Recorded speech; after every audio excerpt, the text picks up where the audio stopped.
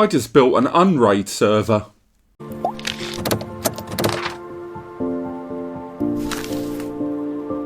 That rather flippant introduction aside, that's right, this mini PC is a joke how cool this is going to be in terms of creating your own mini server system. Let me disconnect it all and walk you through what just happened. This is the Minisforum S100. This isn't even new. This has been in the market for a while. When I was over in Berlin for IFA 2024, I went to the Minisforum stand to kind of see what they're planning for the next 6 to 12 months. And they had this knocking around on the side of their stand doing sweet fanny craddock. It was doing nothing. This thing is an N100, that's an Intel quad-core, incredible CPU by the way in terms of NAS affordability and power consumption, powered mini system. It is powered by both RJ45 PoE or USB power connectivity there. It's also got a couple of 10 gig USB ports there, and on the top an HDMI output there, HDMI 2.0. That CPU, again, quad core, starts at 0.7 gigahertz, it can go up to 3.4 gigahertz, it's Gen 3 with 9 lanes to play with inside, and it arrives with Windows on board if you so much as care. Now, the price tag for it is about 160, 170 quid, depending if you buy from their own retail outlet, if you go from the UK or the US. I found it in some places as high as $219, and there is a 128 gig option and a 256 gig option. And this video ultimately is about this thing as a NAS. And I tell you right now, for the scale of it, it is phenomenal. One, it weighs sod all. It has a tiny fan inside that even when I was absolutely hammering the device was barely making any noise at all.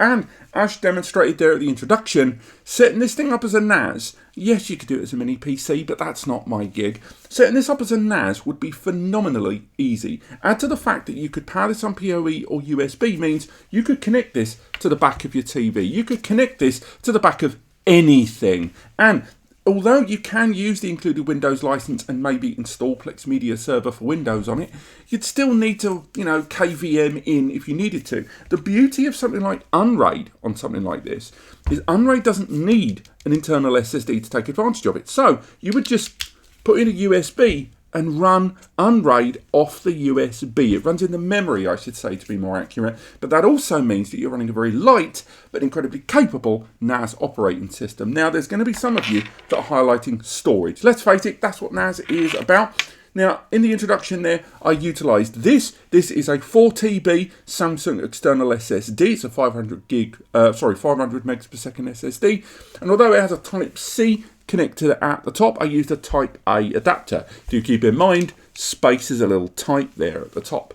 But it doesn't end there. Because if I wanted to, I could use something like this. I could have used the TerraMaster D8 Hybrid. This has got 4 hard drive bays and 4 NVMe bays inside, and it's connected via USB. It's even got JBoard or limited RAID compatibility inside. I could have just gone ahead and connected those and turned this DAS into an incredibly capable NAS. Just use a power splitter if you choose. Or if I want to go one bigger, I could have gone for this.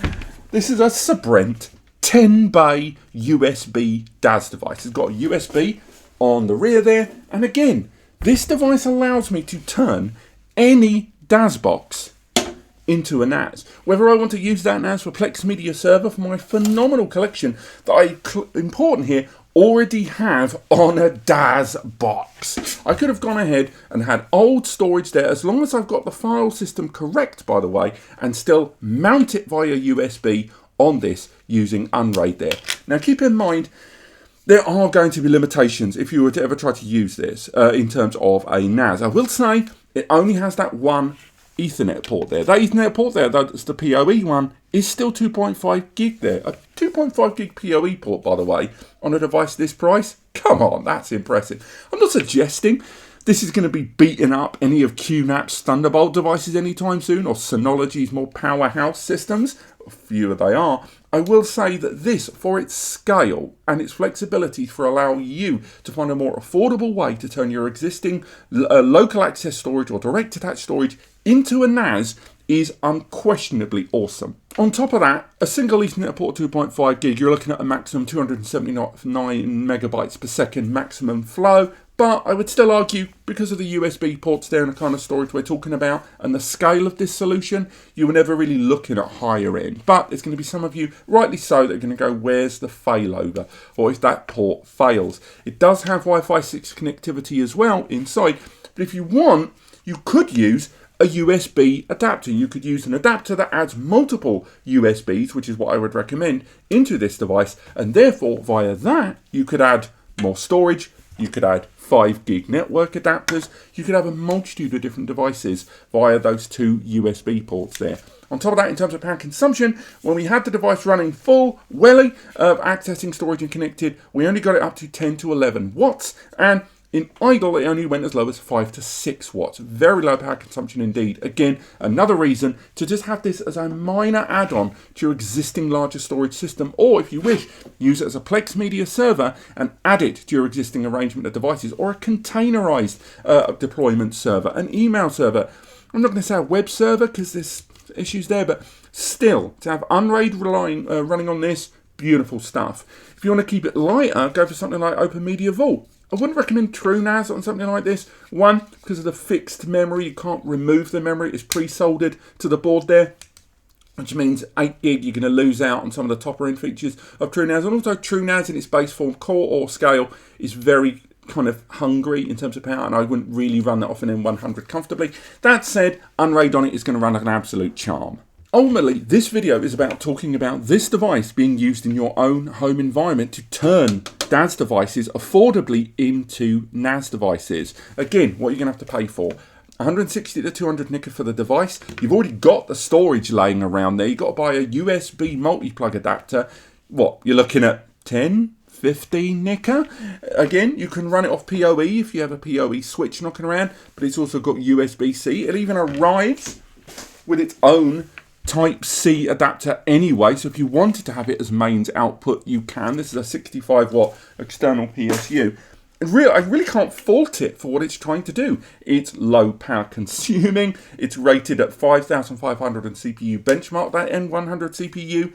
Again, I'm going to be making another video on this. I just wanted to talk about this now, mainly to get your suggestions, how you'd like me to set it up, and also tests that you'd like to see. The only faults I could really find was that fixed memory and those 2 very close USB ports there. I reckon we could have stood to have some distance there when we're utilising some USB connectors that, frankly, get a little hungry about the level of space they're taking up there. But apart from that, I can't really fault the S100 there. I look forward to talking about it more on the channel. Let me know in the description the tests you want to see, or maybe some other little fun ideas we can do. Maybe setting out for a retro game server and strapping it onto the back of a monitor and building our own arcade when all we need is this. But thank you so much for watching. There's a link to it in the description, of course, and a full written review coming very soon. But apart from that, thank you so much for watching, and I'll see you next time.